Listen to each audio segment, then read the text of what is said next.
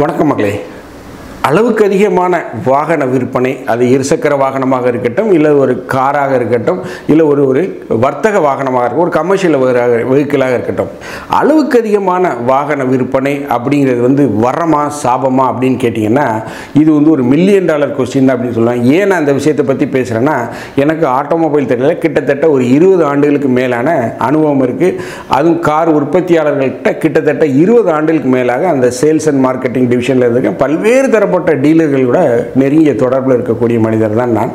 So அதன் அடிப்படையில் தான் இந்த கார்களுடைய விற்பனை, அது 2 சக்கர வாகனமாக இருக்கட்டும், இல்லை வர்த்தக வாகனமாக இருக்கட்டும், வாகனங்களுடைய விற்பனை உண்மையிலே ஒரு வரமா சாபமா, அரசுக்கு அளவுக்கு அதிகமான வரி விரிவாக ஈட்டக்கூடிய ஒரு துறையாக இருக்குதுன்னு பார்த்தீங்கன்னா அது வாகன விற்பனை துறை தான். அதாவது ஜிடிபியில் நம்முடைய நாட்டு வளர்ச்சி, கிராஸ் டொமஸ்டிக் ப்ராடக்ட் அப்படின்னு சொல்கிறோம் இல்லையா, அந்த ஜிடிபியில் இந்த வாகன விற்பனை, அது வாகன உற்பத்தி துறை 6% பங்களிக்கிறாங்க.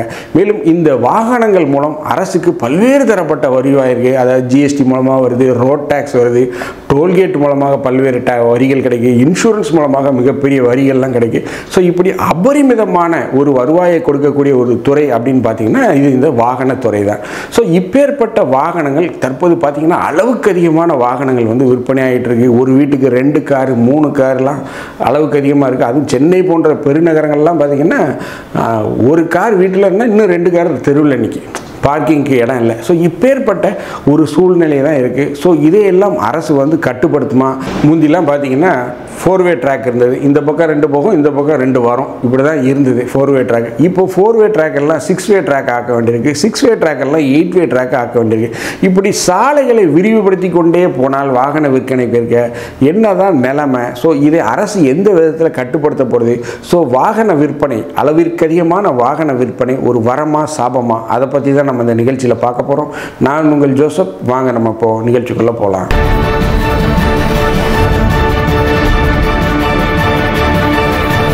அளவிற்கு அதிகமான வாகன விற்பனை. ஏன் அளவிற்கு அதிகமான வாகன விற்பனை அப்படின்னு சொல்கிறேன் பார்த்தீங்கன்னா, ஒரு 22 ஆண்டுகள் இந்த ஆட்டோமொபைல் துறையில் என்னுடைய அனுபவம் இருக்குது. அதுவும் கார் மேனுஃபேக்சரிங், OEM என்று சொல்லப்படக்கூடிய ஒரிஜினல் எக்யூப்மெண்ட் மேனுஃபேக்சர்ஸ் கூட சேல்ஸ் அண்ட் மார்க்கெட்டிங்கில் இருந்திருக்கேன். பல்வேறு கார் உற்பத்தியாளர்கள், ஏரியா மேனேஜர் கொண்ட பல்வேறு பொறுப்புகளில் இருந்ததுனால ஒரு வாகன விற்பனை எந்த அளவுக்கு இருக்கும் அப்படிங்கிறது தான் நான் இப்போது உங்களுக்கு சொல்ல போகிறேன்.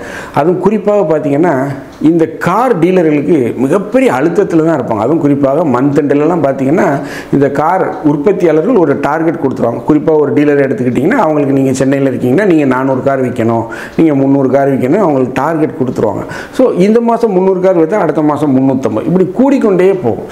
ஸோ இப்படி கார்களை அளவுக்கு அதிகமாக விற்பனை செய்யும்போது அது மின்சார வாகனமாக இருக்கட்டும், இல்லை ஒரு ஐசி இன்ஜினாக இருக்கட்டும், ஒரு பெட்ரோல் டீசல் வாகனமாக எதுவாக இருக்கட்டும், அளவுக்கு அதிகமான கார்பன் வெளியீடும் இருக்குது. ஒரு விதத்தில் அவங்க எமிஷன் நாங்கள் கண்ட்ரோல் பண்ணுறோம், பொல்யூஷனை கண்ட்ரோல் பண்ணுறோம் அப்படின்னு கார் உற்பத்தி நிறுவனங்கள், வாகன உற்பத்தி நிறுவனங்கள் தெரிவித்தாலும் அந்த சுற்றுப்புறத்தில் இருக்கக்கூடிய அந்த வெப்பநிலை உயர்ந்து கொண்டே போகிறதான் ஐநாவுடைய அந்த பருவகால நிலைக்கான அமைப்பு சொல்லிக்கிட்டே வர்றாங்க. மிகப்பெரிய அளவில் காலநிலை மாற்றங்கள் ஏற்படுது. அண்டார்டிகாவில் இருக்கக்கூடிய பனிப்பாறைகளில் மிகப்பெரிய அளவில் உருவுது. இதனால் கடல் மட்டம் அதிகரிக்குன்னு ஐநாவுடைய பருவ காலநிலை மாற்றத்திற்கான குழு எச்சரித்துக்கிட்டே வர்றாங்க. மீண்டும் ஓசோன் படலத்தில் ஓட்டை விழக்கூட வாய்ப்பு இருக்குது அப்படிங்கிற அளவுக்கு அவங்க எச்சரிச்சுட்டே போகிறாங்க. ஸோ இதையெல்லாம் பார்க்கும்போது பார்த்திங்கன்னா ஒரு மிகப்பெரிய அச்சம் நமக்கு ஏற்படுது.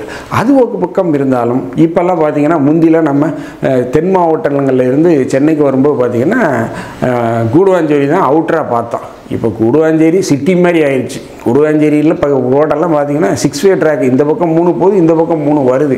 மிகப்பெரிய அளவில் ரோடுகள்லாம் அகலப்படுத்தப்பட்டு கூடுவாஞ்சேரி பக்கம்லாம் மிகப்பெரிய பாலங்கள்லாம் கட்டிட்டாங்க.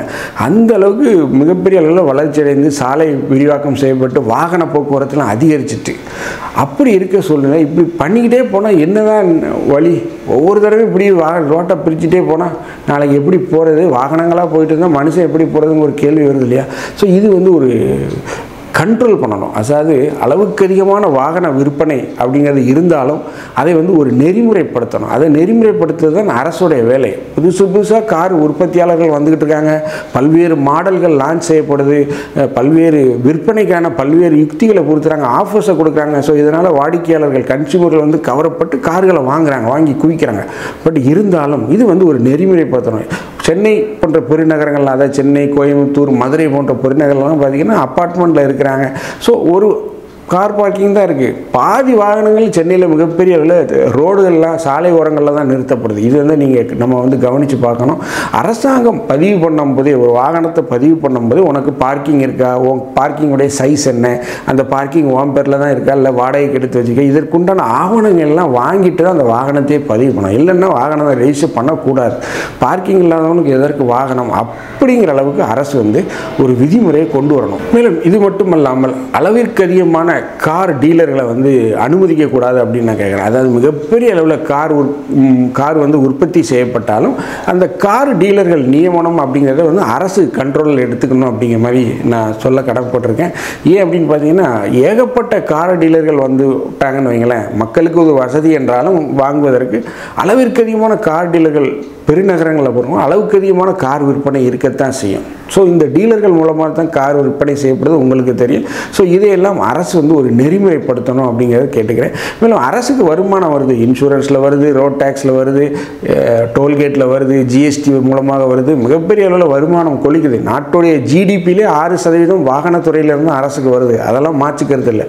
பட் வருமானம் மட்டுமே அரசுடைய குறியாக இருக்கக்கூடாது, மக்கள் நலனும் அதில் குறியாக இருக்கணும்.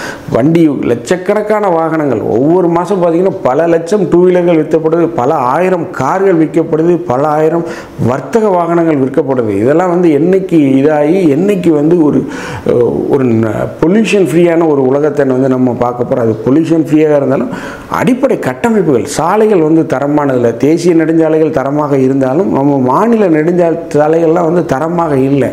ஸோ அதெல்லாம் வந்து ஒரு மிகப்பெரிய ஒரு எச்சரிக்கையாக நான் பார்க்குறேன். ஏன் அப்படின்னு பார்த்தீங்கன்னா, சாலைகள் சரியாகிறதுனால மிகப்பெரிய அளவில் விபத்துக்கள் ஏற்படுது. மிகப்பெரிய அளவில் சாலை விபத்துக்கள் காலையில் எப்படியாவது பார்த்தீங்கன்னா ஒரு பைக்லேருந்து ஒருத்தர் விழுந்துடுற இல்லை ஏதாவது ஒரு ஆக்சிடெண்ட்டை பார்க்க வேண்டிய ஒரு சூழ்நிலை வந்து நமக்கு வருது. ஸோ இதையெல்லாம் பார்த்தா அளவிற்கு அதிகமான இந்த வாகன விற்பனை, வாகன பெருக்கம் தான் காரணம் அப்படின்னு பார்க்குறேன். நகர்ப்புறங்களில் மட்டும்தான் இப்படி இருக்கான்னு பார்த்தீங்கன்னா, கிராமப்புறங்களில் சொல்லவே வேண்டாம். மிகப்பெரிய அளவில் வாகன பெருக்கம் கிராமப்புறங்கள்லையும் அதிகரிச்சுக்கிட்டு இருக்குது. அரசுக்கு இது ஒரு மிகப்பெரிய தலைவலியாக மாறிக்கிட்டு இருக்குது. அரசு வந்து இதில் வந்து ஒரு கண்ட்ரோல் மெக்கானிசத்தை கொண்டு வரணும். கார் உற்பத்தியாளர்கள், 2 சக்கர வாகன உற்பத்தியாளர்கள், வர்த்தக வாகனங்கள் உற்பத்தியாளர்கள்லாம் கூட்டு பேசி ஒரு வருஷத்துக்கு நீ எவ்வளோ கார் உற்பத்தி பண்ண போகிற, எவ்வளோ பைக் உற்பத்தி பண்ண போகிற, எவ்வளோ லோடு வெஹிக்கிள் உற்பத்தி பண்ணுற, இதெல்லாம் நெறிமுறைப்படுத்தணும். நெறிமுறைப்படுத்திட்டு தான் அதற்கு அகேன்ஸ்ட் அவங்கள ப்ரொடக்ஷன் போதும். சும்மா கண்ணாபின்னான ப்ரொடக்ஷன் பண்ணி கண்ணாபின்னான்னு வண்டியை வாகனங்களை ரோட்டில் விட்டால் நாளைக்கு நிலைமை என்ன ஆகும், வருங்கால சந்ததியினர்கள் என்ன ஆவாங்க.